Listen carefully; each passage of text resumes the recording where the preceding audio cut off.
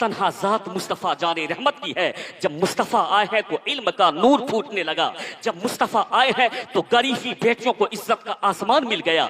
जब मुस्तफ़ा आए हैं तो बाप को जन्नत का दरवाजा मुस्तफ़ा यानी माँ के कदम के नीचे में जन्नत रख दिया गया। जब मुस्तफ़ा आए तो समाज को चैन मिला। जब मुस्तफ़ा आए तो सोसाइटी को यानी रौनक मिली। जब मुस्तफ़ा आए तो बड़ों की ताज़ीम का सलीका हमको मिला है। मैं कहना चाहता हूं कि दुनिया में बहुत सारी इनकलाब आखिरी शख्सियत ने जिंदगी के एक एक गोशे पे यानी रोशनी डाली है, एक एक गोशे पे असर डाला है। तन्हा जात मुस्तफ़ा जाने रहमत की है जिसने इल्म का बोलबाला कर दिया, जिसने यानी अदब सिखा दिया, जिसने रब का पता बता दिया, जिसने जन्नत का पता बता दिया, जिसने माँ को इज्जत दे दी, जिसने बेटियों को इज्जत अता कर दी। वो औरतें जो कि अभागन कही जाती थी उसको सुहागन बनने का रिवाज अता कर दिया। फासले बरेलवी पुकार करके कहते हैं कि वह जो न थे तो कुछ न था, वह जो न हो तो कुछ न हो, जान वो है जहान की जान है।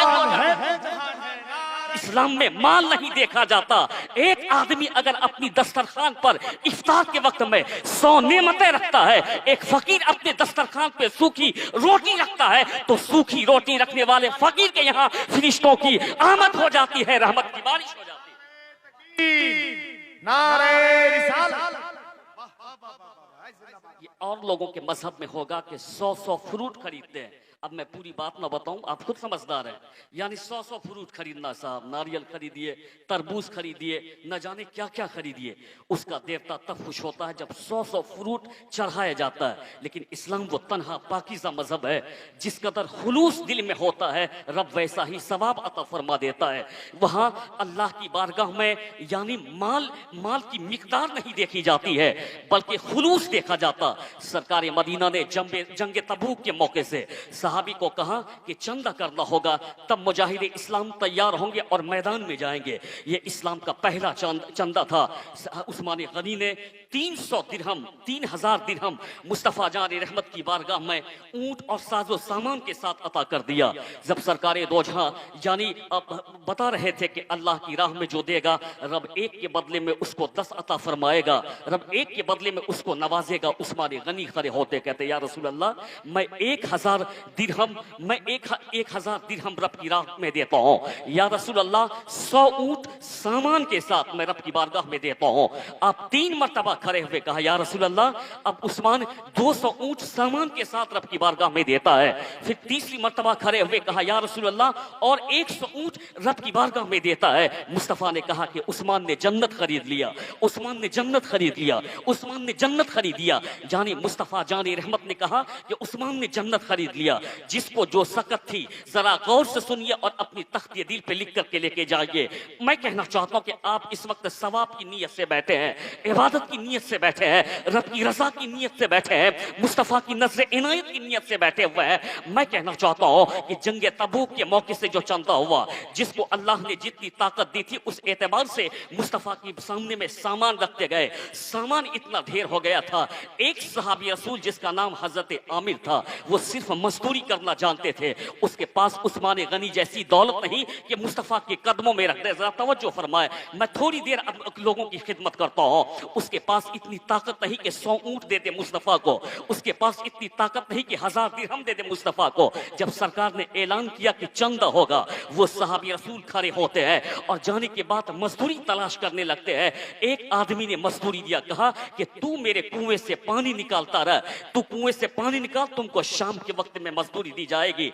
मैं कहना चाहता हूं कि इस्लाम न किसी नेटवर्क के जरिए फैला है, इस्लाम न किसी मीडिया के जरिए फैला है, इस्लाम न किसी रियाल के जरिए फैला है। इस्लाम तो यानी मुस्तफ़ा के वफादारों के जरिए फैला है।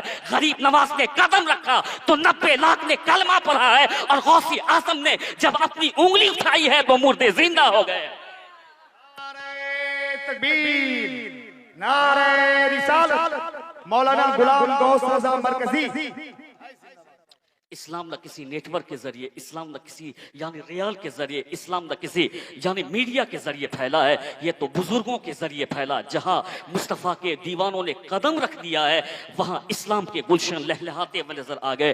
बात दूर न चली जाए, मैं आपको बता देना चाहता हूं, उस सहाबी रसूल ने दिन भर तक कुएं से पानी निकाला और निकालने के बाद जब शाम के वक्त निकलने लगा तो उसके जिसका कुएं से पानी निकाल रहा था उसने कहा, ये 4 खजूर मैं तुमको मजदूरी में देता हूं। अल्लाह सबद, दिन भर तक पानी निकाले, शाम के वक्त में सिर्फ 4 खजूर उसको मिलता हो, उसके दिल पे क्या गुजर होगी। मुस्तफ़ा की बारगाह में आ गए, कहा कि सरकार मेरे पास उस्मान गनी जैसी दौलत नहीं, मेरे पास उस्मान गनी जैसी सरवत नहीं कि मैं लुटा दूं। सरकार मैंने जैसे ही आपका ऐलान सुना कि चंदा होगा और मुजाहिद इस्लाम के लिए असलहे खरीदे जाएंगे, उसके लिए सामान खरीदा जाएगा और जिहाद किया जाएगा, सरकार मैंने दिन भर मजदूरी की है, कुएं से पानी निकाला है और उस पानी के एवज में मुझको 4 खजूर मिला। सरकार ये 2 खजूर मैं आपकी बारगाह में देता हूं और 2 खजूर अपने घर वाले के लिए ले जाता हूं। मुस्तफ़ा के यानी चश्मे नूर से आंसू छलक पड़े। आकाए दो जहां ने कहा था उन तमाम मुकद्दस सहाबियों की झुरमुट में कि यानी और लोगों का 1000 दिरहम एक तरफ है, इस सहाबी रसूल का 2 खजूर एक तरफ है, सबके सामान के ऊपर में इसका 2 खजूर रखो। नबी की बारगाह में मिकदार नहीं देखी जाती है, अकीदत देखी जाती है, खुलूस देखा जाता है। और कुछ लोग काबिल यहाँ बैठे हुए थे, स्टेज छोड़ के चले गए। मैं कहना चाहता हूँ जब मौलवी ही जलसा न सुनेगा तो अवाम खाक जलसा सुनेगी। तुम खुद जब कद्र नहीं करोगे जलसे की तो दूसरा क्या कद्र करेगा जलसे की। खुद कद्र करना सीखो, सिर्फ कहना मत सीखो, ये करने का वक्त हो गया है। यानी सिर्फ कहने से कुछ नहीं होगा, पहले अमल कर। मुस्तफ़ा कहते हर आदमी अपना और अपने मातहतों का जिम्मेदार है। इस हदीस पे अगर 100 साल पहले अमल हो गया होता तो दुनिया में जो बेराह रवी है वो कभी नहीं होती। सिर्फ कहना लोग जानते हैं, अपना और अपने मातहतों का हर आदमी जिम्मेदार है। बेटी भाग जाती है, तुमको दूसरों की बेटी पे नजर है, तेरी बेटी कॉलेज जाती क्या करती उस पे नजर नहीं तुमको। दूसरे का बेटा भाग गया, तुमको दूसरों के बेटे पे नजर है, तेरा बेटा कॉलेज जाके क्या करता उस पे नजर नहीं तुमको। इसलिए कहता हूं कि आका की उस हदीस पे अमल कर। मुस्तफा कहते कि हर आदमी अपना और अपने मातहतों का जिम्मेदार है। अगर शिकारपुर का हर आदमी खड़ा हो जाए, मैं अपना अपने बाल बच्चों का जिम्मेदार हूं, मैं अपना अपनी बीवियों का जिम्मेदार हूं, दूसरा खड़े होकर के कहे मैं अपना अपने बाल बच्चों का जिम्मेदार हूं, कसम है खुदा की जिस इनकलाब का 100 साल से इंतजार करते हैं उसकी आमद का इंतजार नहीं करना पड़ेगा। जहां न्यूटन, आइंस्टाइन और सोक्रात और बोक्रात की थ्योरी काम नहीं करती है, वहां मुस्तफा की एक हदीस इनकलाब पैदा करने के लिए काफी है।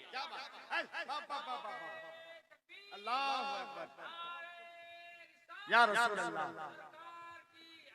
मरहबा मरहबा मरहबा। क्या गुफ्तगू है भाई, जिंदगी। यानी जहां न्यूटन और आइंस्टाइन का फॉर्मूला काम नहीं करता वहां मुस्तफ़ा की एक हदीस काफी हो जाया करती है। मैंने कुरान अजीम की आयत मुबारक तिलावत करने का शरफ हासिल किया। बस 5 मिनट आप मुझको बर्दाश्त कर ले। आप भी मैं यानी छुट्टी पालेंगे, मैं भी छुट्टी पालूंगा।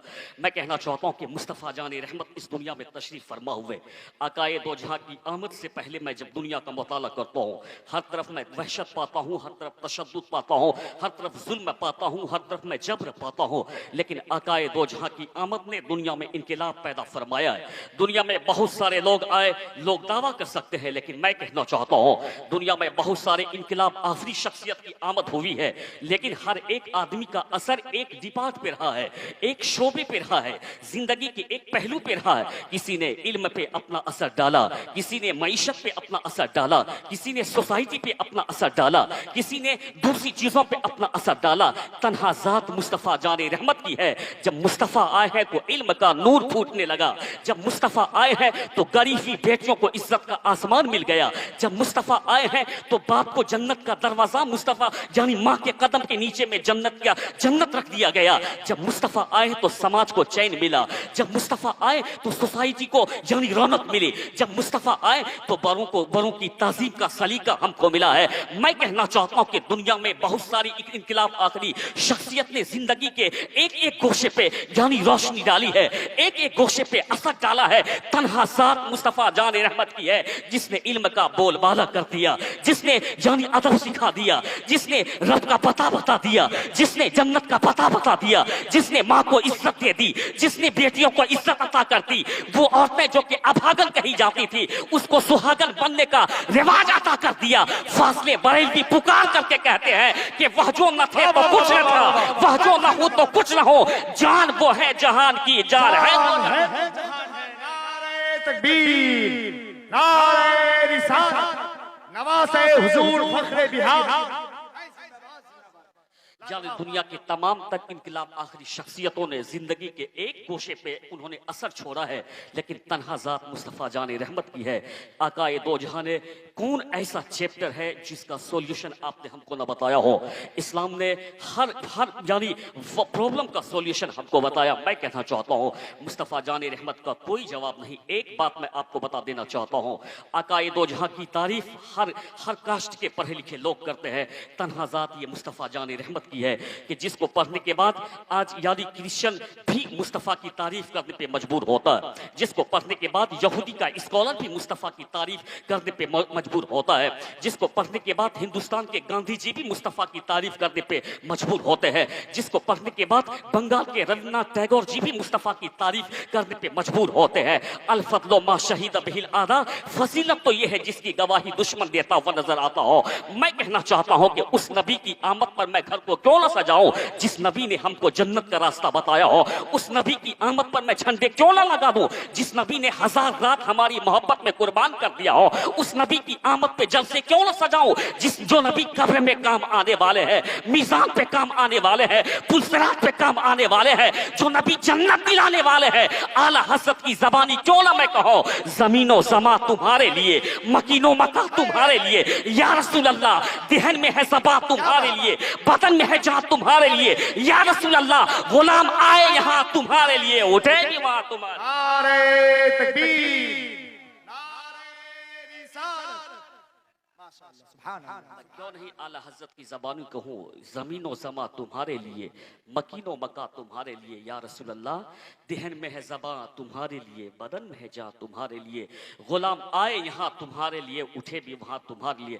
बस आखिरी एक पॉइंट की बात मैं आपको रख देना चाहता हूँ, यानी अल्लाह ने मोमिनों पे एहसान फरमाया कि उनमें असमत वाले रसूल को भेज दिया, यानी मोमिनों पे ख़ास तौर पे एहसान हुआ है, इसलिए रब ने मोमिन का तस्करा फरमाया, लेकिन हकीकत में पूरी इंसानियत पे अल्लाह ने एहसान फरमाया। मोमिन का तस्करा इसलिए कि दुनिया में भी मोमिन पे एहसान हुआ और आखिरत के लिए भी मोमिन पे एहसान हुआ। क्यों कि मोमिन को ईमान मिला, कब्र रोशन होगी, ईमान मिला, जन्नत मिल जाएगी, लेकिन काफिर ईमान नहीं लाया इसलिए उसका तस्करा नहीं, लेकिन पूरी इंसानियत पे अल्लाह ने एहसान फरमाया। आका ना आते तो इंसान तो थे लेकिन इंसानियत उनके अंदर बाकी नहीं, आका ना आते यानी इंसान तो थे, अदब उसके अंदर बाकी नहीं। ये मुस्तफ़ा जान रहमत की ज़ात गिरामी है जिसने पूरी दुनिया में इनकलाब बर्पा किया है। मैं कहना चाहता हूँ आकाए दो जहां की आप मक्की लाइफ को देखिए, सरकारें दो जहां की मदनी लाइफ को देखिए, बस ये आखिरी जुमला मेरा आप लेते अपने दिल पे जाइए। मैं कहता हूँ कि मुस्तफ़ा जान रहमत पैदा हुए, आकाए दो जहां ने अपनी जिंदगी मदीने में मक्के में गुजारी है। सरकारें दो जहां का बचपन लाजवाब, सरकार की जवानी लाजवाब, सरकार की मुस्कुराहट लाजवाब, सरकार का हुस्न लाजवाब, सरकार के जूदो करम लाजवाब, सरकार की इनायत लाजवाब, यानी सरकारें दो जहां लाजवाब है, लाजवाब। फासले बरेलवी ने कहा था कि तकाबुल तो दूर की बात है, उसका तसव्वुर भी ना करना, कोई भी तकाबुल के तसव्वुर के भी बराबर नहीं है। फरमाते हैं कि सबसे आला व औला हमारा नबी, सबसे बाला व वाला हमारा नबी। लोग कहते हैं कि जलसा सीरत नबी का बात फासले बरेलवी की होती है, जलसा 11वीं शरीफ का बात फासले बरेलवी की होती है, जलसा 6ठी शरीफ का बात फासले बरेलवी की होती है। तो गुलाम को सजा कादरी बगम बबांगे दोहल कहेगा कि आज से 100 साल पहले जब मैं नजर करता हो मुस्तफ़ा जान रहमत की मिलाद को मनाना लोग नाजायज कह रहे थे, मुस्तफ़ा की हयात से इनकार, मुस्तफ़ा की शिफा से इनकार, मुस्तफ़ा की बशीर होने से इनकार, मुस्तफ़ा जान रहमत की हयात से इनकार। उस वक्त मुस्तफ़ा के चर्चा से लोग इनकार कर रहे थे, मुस्तफ़ा का मिलाद न मनाया जाए, मुस्तफ़ा के नाम पे जुलूस न निकाला जाए। उस वक्त फासले बरेलवी ने कलम उठाते हुए कुरान और हदीस की रोशनी में बबांगे दोहल नस्लियों कातियों यानी चक्रालियों मुस्तफ़ा के तमाम दुश्मनों, चाहे वो यानी यहूदी की सूरत में हो, चाहे नसरानी की सूरत में हो, यानी मुश्रिकों की सूरत में हो, तने तनहा फासले बरेलवी ने कलम उठा के कहा था कि मिट गए मिटते हैं, मिट जाएंगे आधा तेरे, न मिटा है न मिटेगा कभी चाचा तेरा। सरकार फासले बरेलवी का मसलक आज जवान हो गया है, उसकी फिक्र जवान हो गई है, उसका मिशन जिंदा हो गया है। आज घर घर से आवाज निकलती है, हश्र तक डालेंगे हम पैदाइश मौला की धूम, मिसले फारस नस्ल के किले गिराते जाएंगे। नारे तकबीर, नारे रिसालत। आज उसकी फिक्र जवान हो गई है, इसलिए जलसा होता। 12वीं का नाम फाजले बरेलवी का लिया जाता, बात और कुछ नहीं। जो फिक्र उसने दिया था वो फिक्र जवान हो गई है।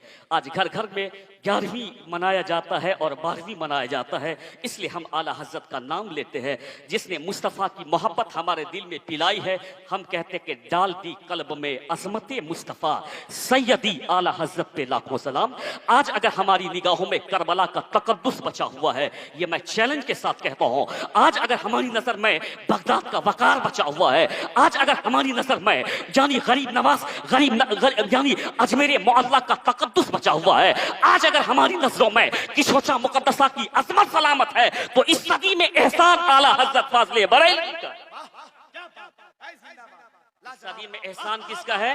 फाजले बरेलवी का। नारे तकबीर, नारे रिसालत, मसलके आला हजरत।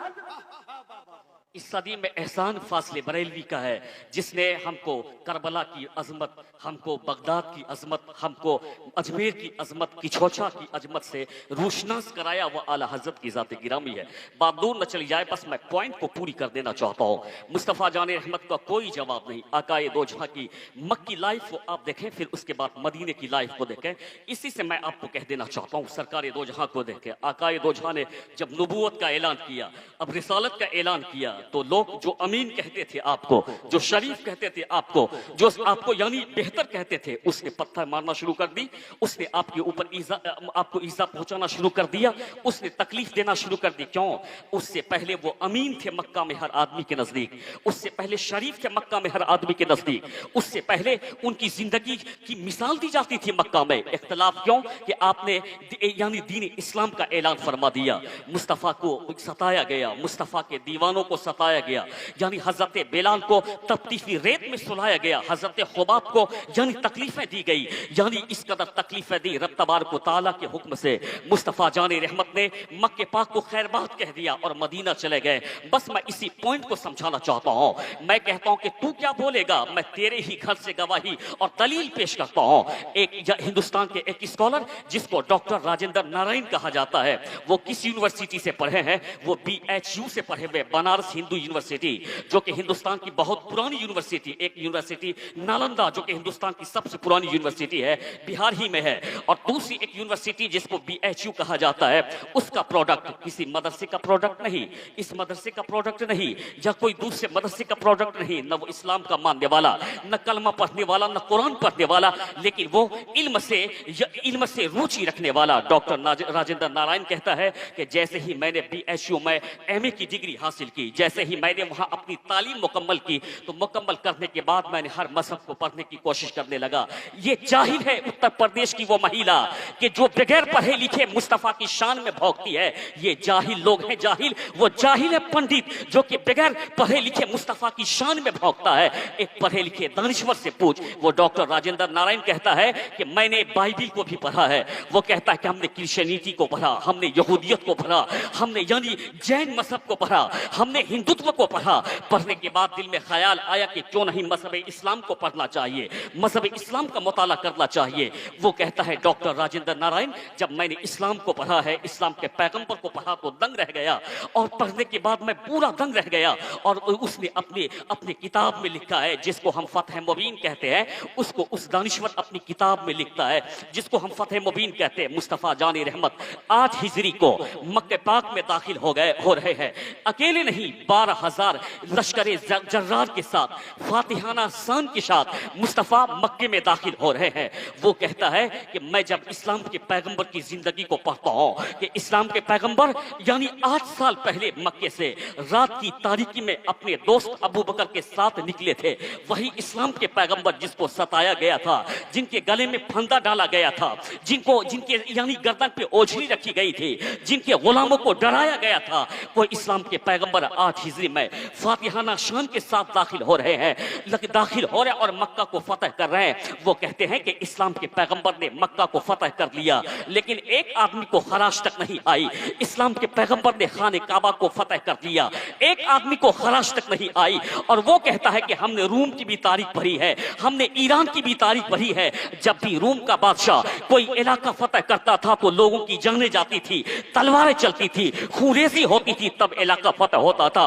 ईरान का बादशाह जब भी कोई इलाका फतह करता था, तलवारें चलती थी, जानें जाती थी, खूरेजी होती थी, तब इलाका फतह होता था। चाहे चंगेज खां हो या हलूका खां हो, जिस इलाके को फतह करते थे पहले कत्ल गारत होता था, तब उनके बाद जाकर के इलाका फतह करता था। डॉक्टर राजेंद्र नारायण कहते हैं कि मैं दंग रह जाता हूं इस्लाम के पैगंबर पर कि उसने मक्का को फतह कर लिया, किसी को खराश तक नहीं आई, यानी किसी का खून तक नहीं बहा। मैं कहना चाहता हूं कि इस्लाम के पैगंबर ने मक्का को अमन के साथ फतह किया है। इस्लाम के पैगंबर ने सिर्फ मक्का को ही नहीं फतह किया, सच तो यह है कि इस्लाम के पैगंबर ने वहां के लोगों के दिलों को फतह कर लिया है। और एक जुमला देना चाहता हूं कि यानी और जगहों पे खूरेजी इसलिए होती थी कि वहां सलातीन यानी इलाके को फतह करते थे। यहां रहमतुल्लिल आलमीन मक्का को फतह कर रहे हैं। जहां रहमतुल्लिल आलमीन मक्का को फतह करेंगे, सिर्फ मक्का फतह नहीं होगा बल्कि वहां के लोगों के दिल फतह हो जाएंगे। जो इस्लाम पे पत्थर मारता था इस्लाम का दीवाना हो जाएगा, कुरान का तिलावत करने वाला हो जाएगा, इस्लाम का शहदाई हो जाएगा, मुस्तफा का गुलाम हो जाएगा। अल्लाह तबारक तआला इन्हीं चंद बातों पे अमल करने की तौफीक अता फरमाए। हयात बाकी तो मुलाकात बाकी। वमा अलैना इल्लल बागूबीन। एक किनारे से दूसरे किनारे तक ऐसा लग रहा है कि फिलिस्तीन और गाजा पर एक ही तरह की बैटरी एक्टिव है, एक ही तरह का इकोसिस्टम चल रहा है। कहीं से कोई टूल किट है जो एक ही नंबर से फॉरवर्ड होकर सारे मौलानाओं, मुफ्तियों और मुसलमानों की बातें करने वाले नेताओं तक जा रहा है। एजेंडा भी एक है और प्रोपेगेंडा भी एक है। मैं स्टेज से पूरी दुनिया के हुक्मरानों को पैगाम देना चाहता हूँ, पूरी दुनिया के हुक्मरानों को पैगाम देना चाहता हूँ। तू क्यों ईसाई का तलवा चाहता है, तू क्यों यहूदी का तलवा चाहता है? डीजल तेरे पास, पेट्रोल तेरे पास, गैस की सेलिंग तेरे पास। आज मैं इस स्टेज से यानी पूरी दुनिया को पैगाम देना चाहता हूँ। सऊदिया के रियाद में अय्याशी करने वालों, तुम कब तक अय्याशी करते रहोगे?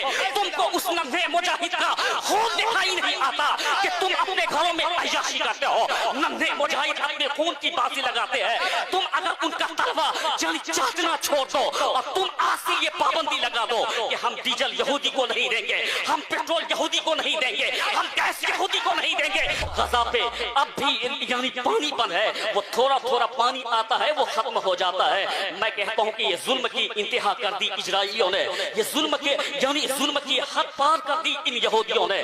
गजा के ऊपर में पानी बंद है, नन्हे नन्हे बच्चे 10 दिन से 12 दिन से पानी के लिए तड़पते हुए नजर आते हैं। इसलिए मैं अपने मुसलमान भाई को पैगाम देना चाहता हूं कि हमें करना यह है कि जितने भी इजराइल के प्रोडक्ट चलते हैं हिंदुस्तान में, हमें वो नहीं लेना है। उनका जो भी प्रोडक्ट होगा हम उसको बाइकआउट करेंगे ताकि हमारी रकम उनके जेब में ना जा सके और उस रकम की बुनियाद पे वो मुसलमानों पे जुल्म ना कर सके। वहीं हैदराबाद में अभी अभी ओवैसी के मंच से क्या कॉल दी गई है, ये आपको बताएंगे पूरी डिटेल इस ब्रेक के बाद।